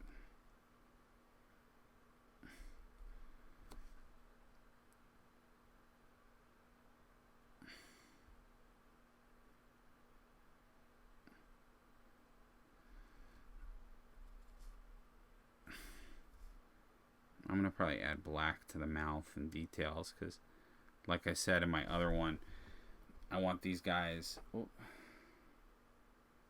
I want these guys to look like they're more graphic because they're comic book characters.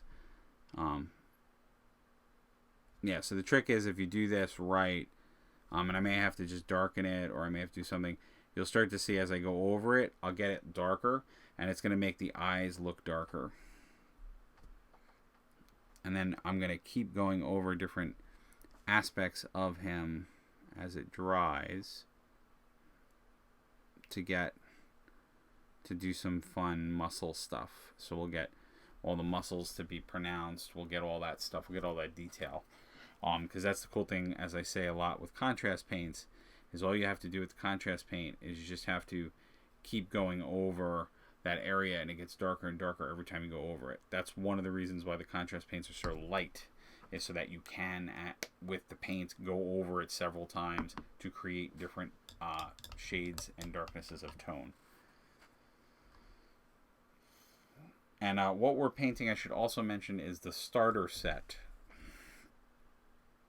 So another thing I really like about, well, first off, for Mantic Games, I have to give them a big shout out, for giving me these models to take a look at and to review and paint for you guys, and to eventually play the game, because that's the goal. We want to actually play the game, and you guys can see some hilarity and fun with me and my friends trying to, save the world without blowing it up, as a true Hellboy moment might be.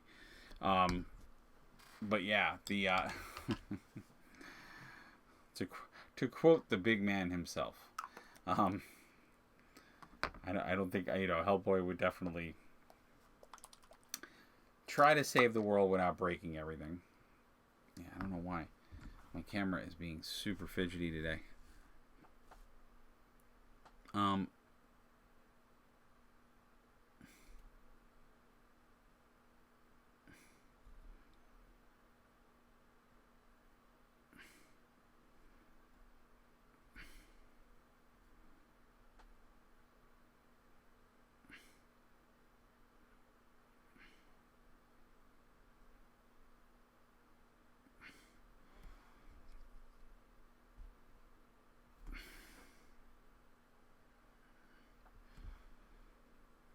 Now I have to figure out I don't know what his costuming.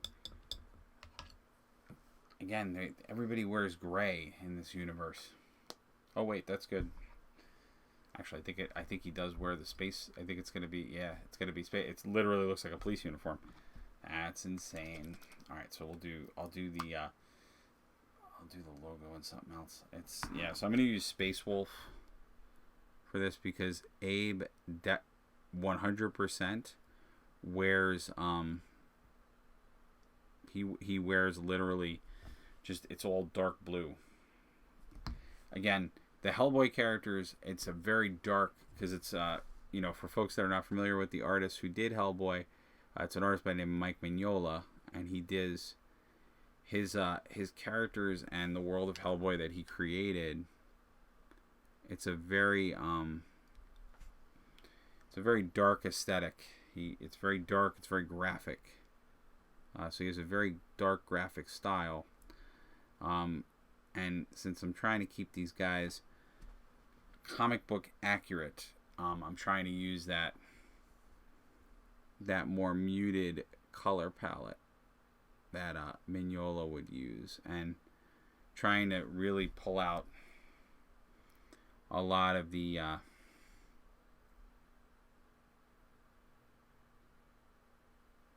pulling out a lot of that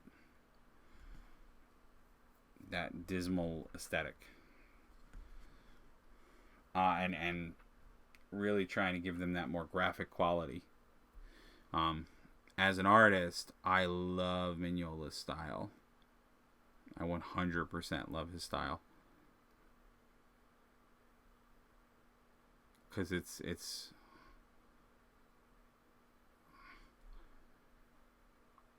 I don't want to say it's because it's not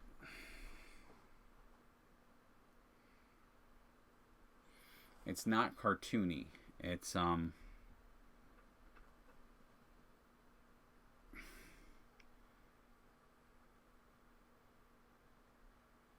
it's very stylized.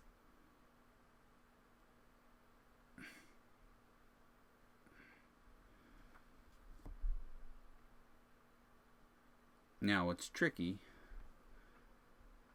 is that I don't really know I know the vest is supposed to be this like more of a muted blue, which is why I went with the Space Wolf gray, because it's that colder gray.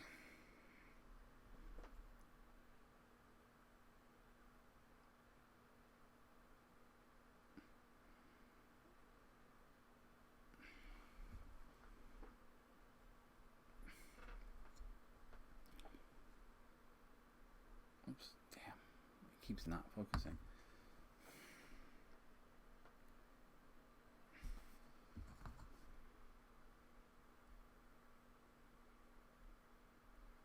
Yeah, I may have to look at other reference for this costume, but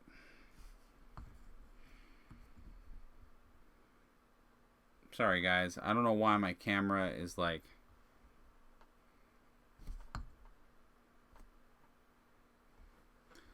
why it like is deciding to sometimes autofocus. It's deciding not to autofocus. It's like kind of got a mind of its own tonight, which is borderline annoying me.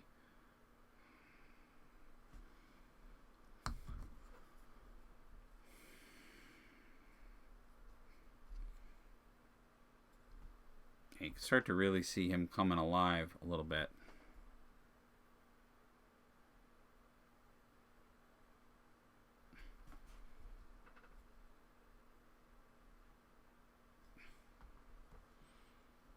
I don't know what you guys think. I'd love to hear what you're working on too. I always say that when I'm doing my painting videos, if you're working on, let's say, some models yourself, or you're working on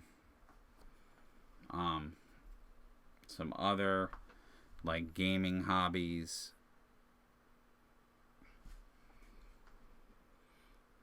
or just, you know, what's your favorite board game? You know, it doesn't have to be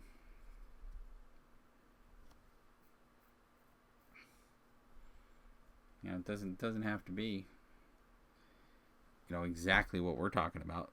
Or since we're doing Hellboy stuff, you know, if there's a particular character in Hellboy you like, or just aspects of Hellboy you want to talk through, you know, because even us here, you know, during the stream, I've talked a lot about the Hellboy movies. I've talked a lot about different actors in them. So don't feel that because I am painting, you can't talk about the other stuff that's going on.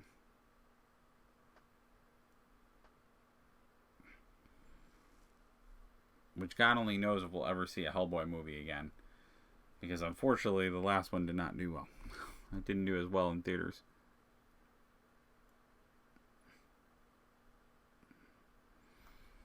So I don't know if Hellboy will make an appearance again.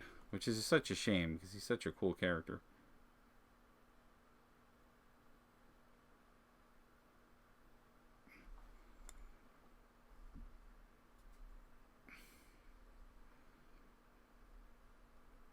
I'm going to say that this is not that bad, because I have definitely not been painting him that long. And he's starting to look real good. Like, we definitely got some intrigue going on. The model's looking good. I'm impressed.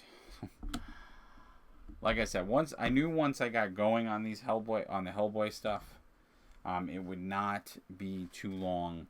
Like, these models won't take that long to paint because they're also a smaller scale, which helps a lot. Because they are that smaller scale, so it's easier to get things done and to get things painted. Although I'm noticing a mistake on the Hellboy. And honestly, you know, to speak a little highly of the contrast paint system, you know, what I'm doing right now, this is actually a really good example of why the contrast paint system might be something valuable for us, for you as a painter. So if you're, you know, if you are thinking about getting into this hobby, and looked at potentially Citadel and their paints, or if you're looking at maybe tackling some Warhammer or one of their other products, models, which I find is a very popular game to get in, or even if you're trying to do Kings of War, or you're trying to do some of the other games that are out there, which, again, if I can not speak higher about Mantic Games, I love the games that they have. They have a lot of really great games. Not only their Kings of War title, which that's their fantasy-based war game, but they have a variety of other games. They have their own sci-fi war universe. They have, even their own squad-based games. But then what I also am a huge fan of is that they have more of these types of games, so more box games. They have the Walking Dead Total War game. They have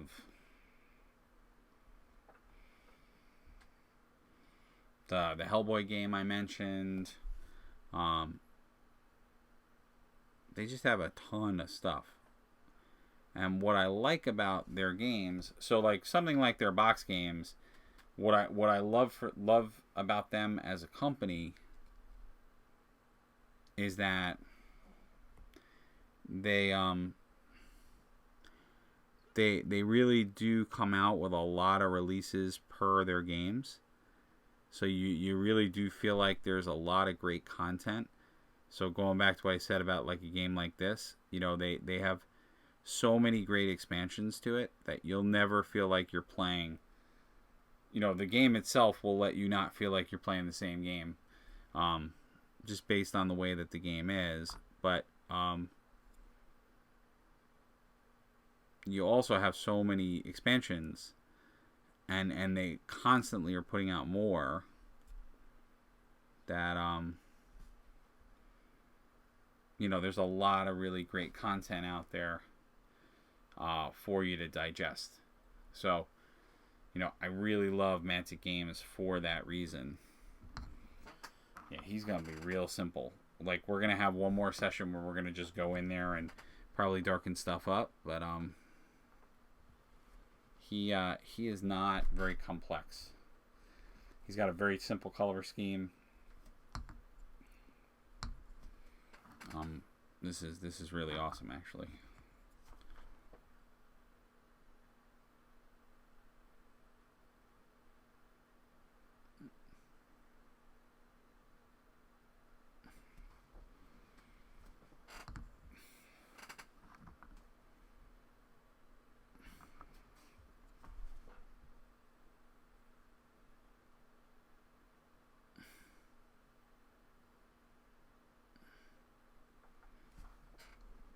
So you guys can see that the Bureau of Paranormal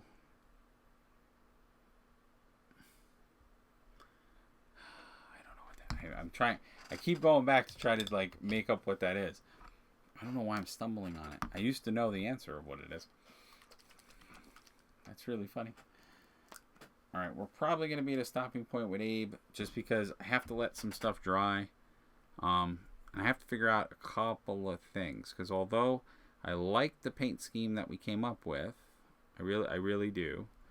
I want to make sure because it's a lot of grays. And so I want to make sure that I really, and you can see what I'm doing now, I'm actually going back in and I'm letting the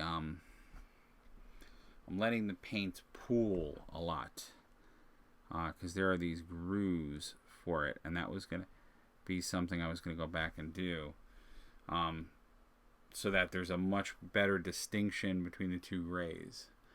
Because that's what's tricky about contrast is that if you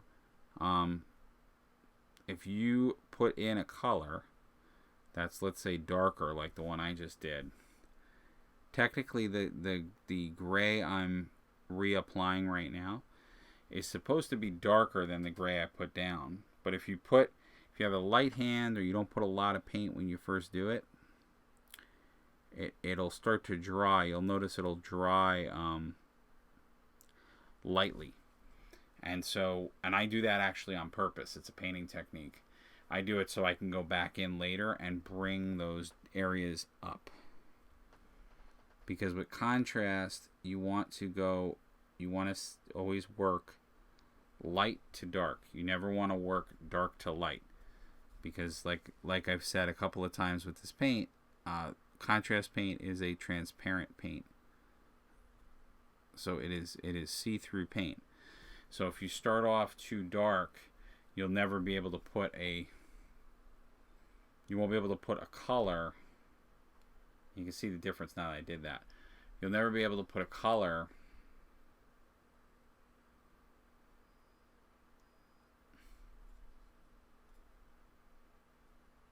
on there because it'll be so dark that the color won't show through.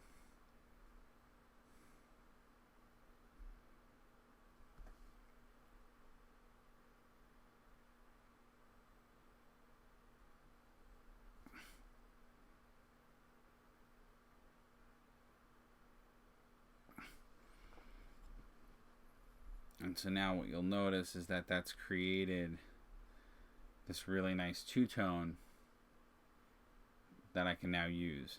Now I may do the same little trick that I did before where I might, in fact I am going to do it just because we are working with such a latent of gray and stuff.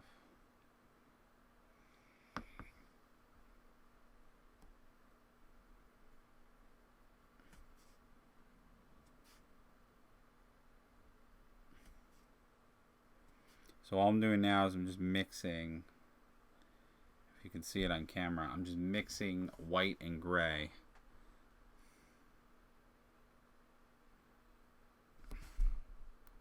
I'll make sure I have very little paint on my brush, because I honestly would rather like dry brush this on.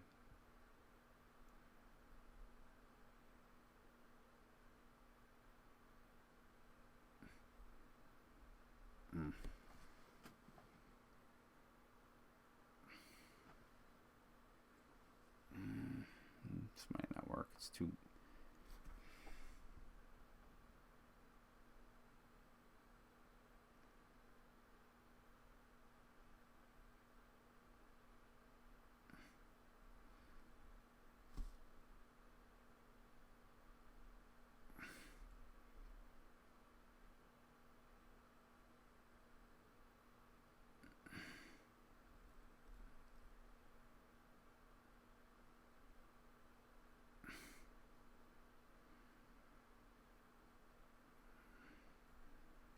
Oh no, that did work. Okay.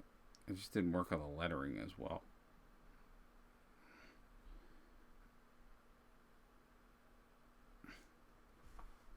So what you guys can see I'm doing is I'm just lightening up some of these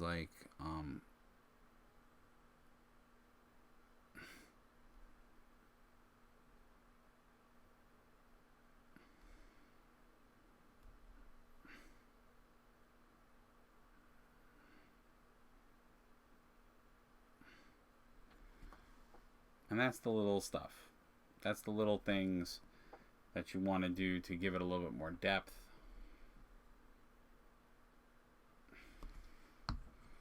And I might put black in the, because it's very muted. It's like so gray. It's the right colors. It's all the right colors for him. But I may have to punch up some of them a little bit more. But it's not bad. He's coming out. I like how he's coming out. It's just very different. It's different than our Hellboy, because our Hellboy was very, you know, he had just different color scheme. He's got red, he's got brown, which that's the sign. You can tell that an amazing artist really worked on these characters, because that's an amazing thing that he did, which he brought these color palettes. And you can see that the character is completely part of one color palette. And it's really, really obvious when you work on painting them, when you're trying to pick out your colors, that like you can see as a comic book artist, he really tried to keep that general coloring so that they would stick in this color scheme, which I think is pretty cool. All right, we're gonna probably step after I get a couple. Oh, that's interesting.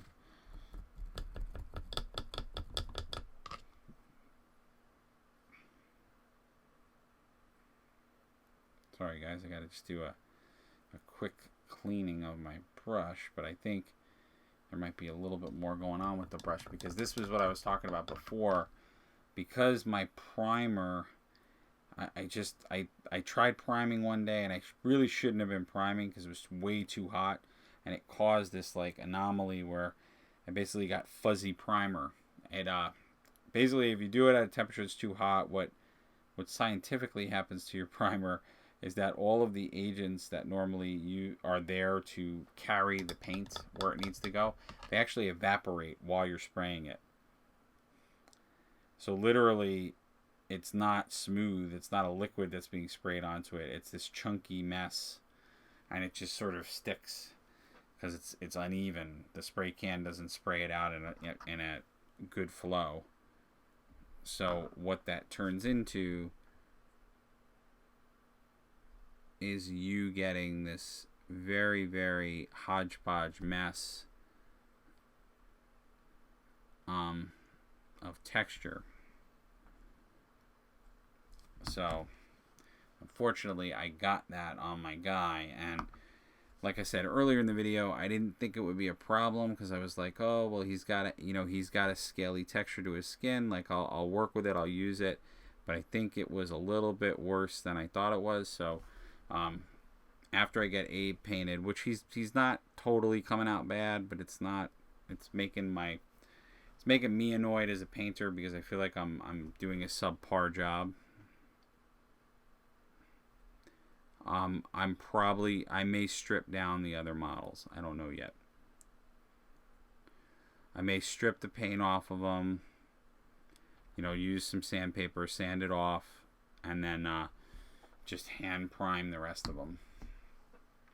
So I'll just take watered down white paint or this new acrylic paint I have and just use it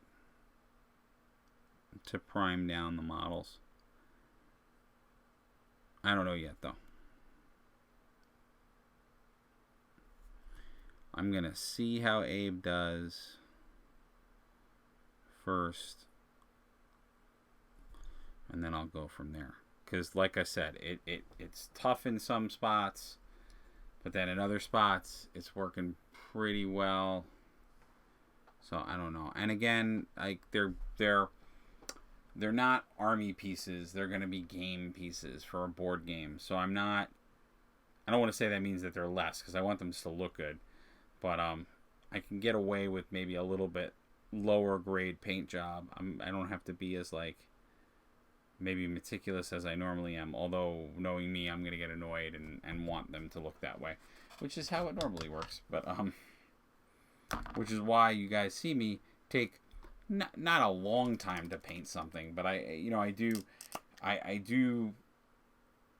and I mean obviously part of it too is I want to show you guys like a high-end paint look on what I'm painting. I don't want to show you a subpar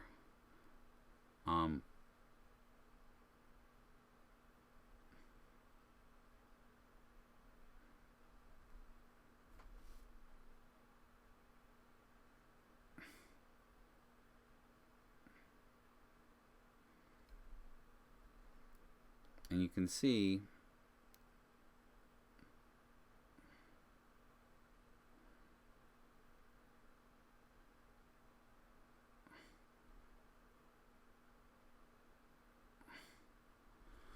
and you guys can start to see what I meant by it's a painting trick, because now it's starting to look like I have an intentional, I've now made this intentional darker part of his face. Now his eyes are getting that emphasis that they would normally get.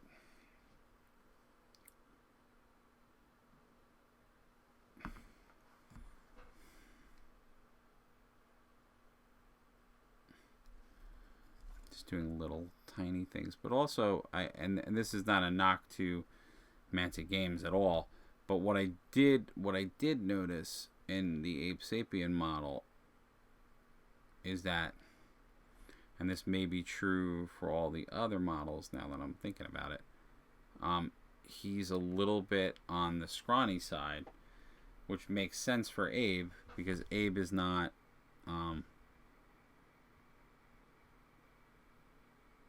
he's more of an intelligence-based character.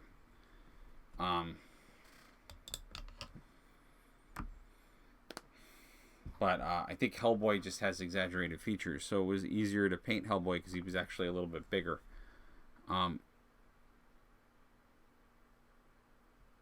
So the other figures might not be as gracious to details and such.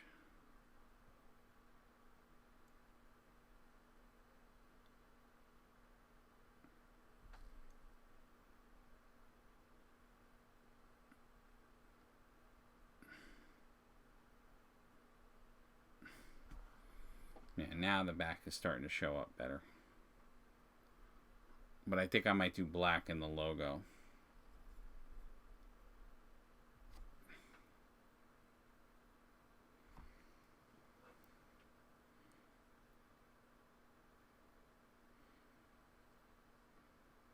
Yeah, I'm going to have to do something about Abe.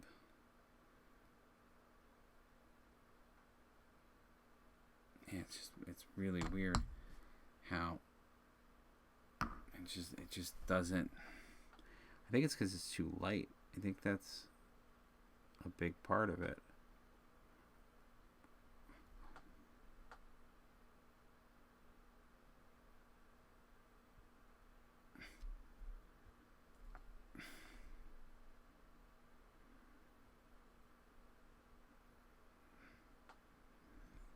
So what I'm doing now, I just want to try something. This is probably going to be the last thing I do. But what I'm trying to do is I'm trying to put like a darker line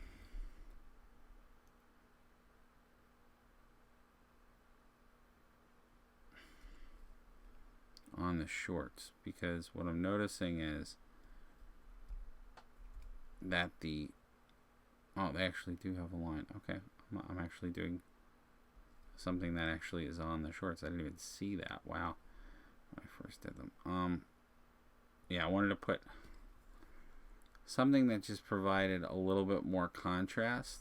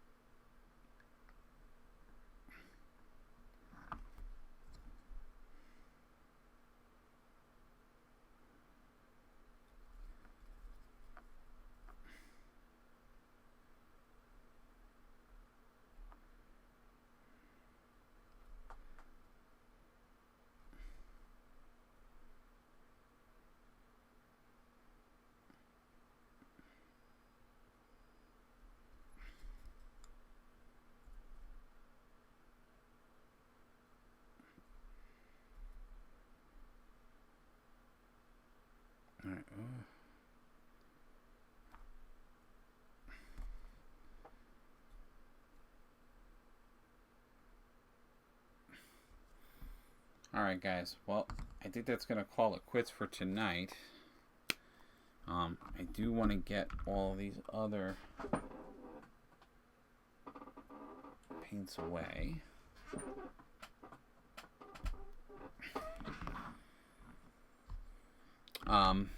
So, yeah, I think we got really far. We got a ton of Abe Sapien. I'm going to show you guys what we've been working on really quick. Let me just get everything cleaned up because I am a stickler for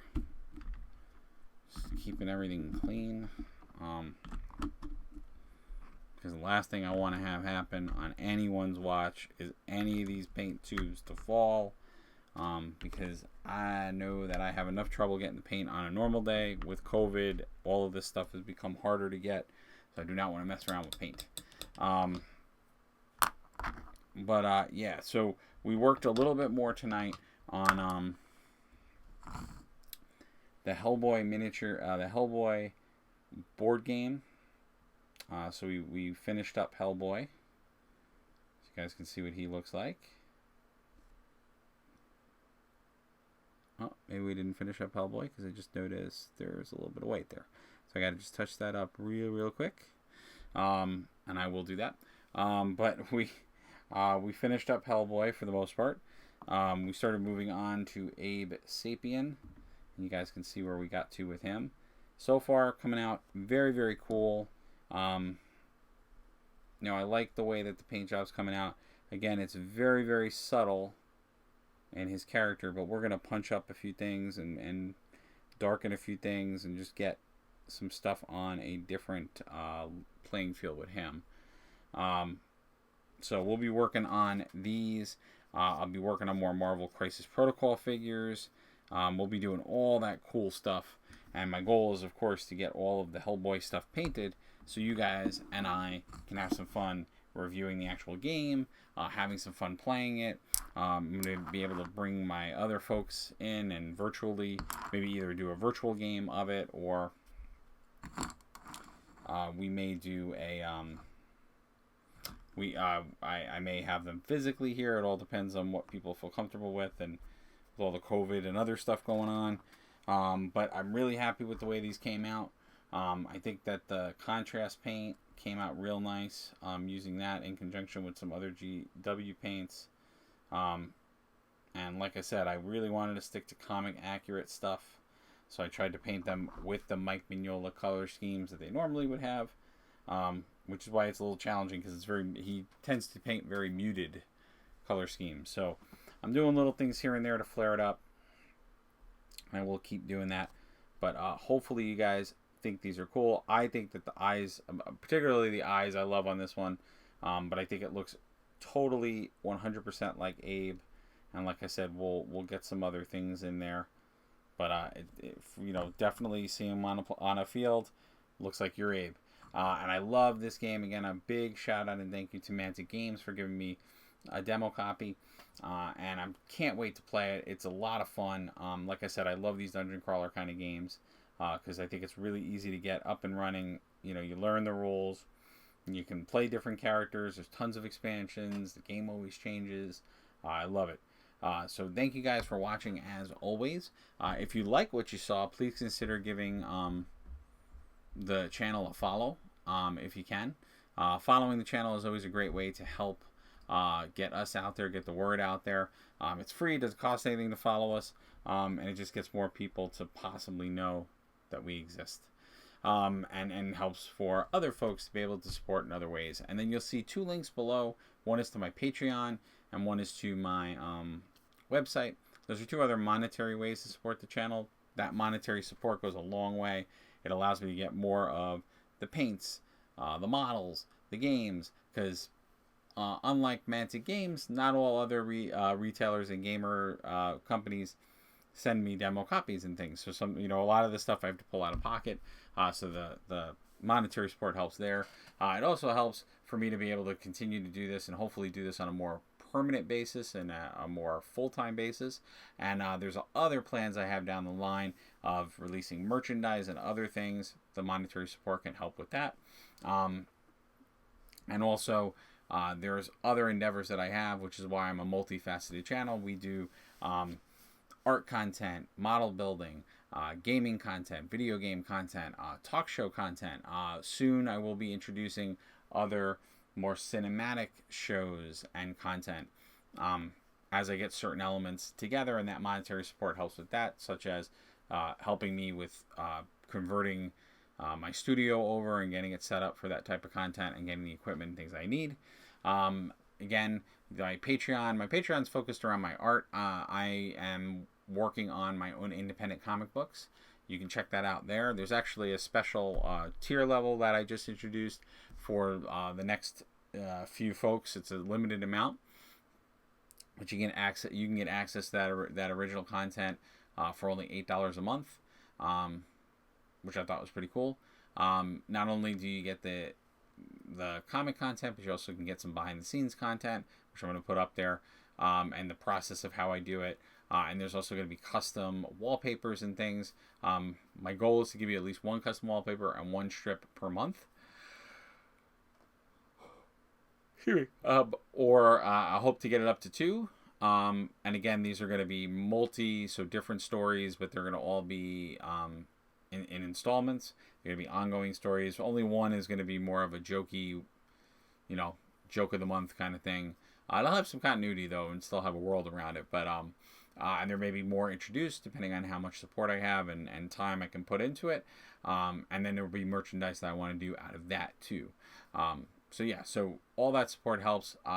Like I said, biggest way to support is to follow, share, post it on other social media. Because if you might by chance cannot support in a monetary way right now, which I totally understand because everybody's going through different things and craziness, maybe there's other people out there that can support in that way. And your support by sharing and being here and supporting us through Twitch can allow us to go further.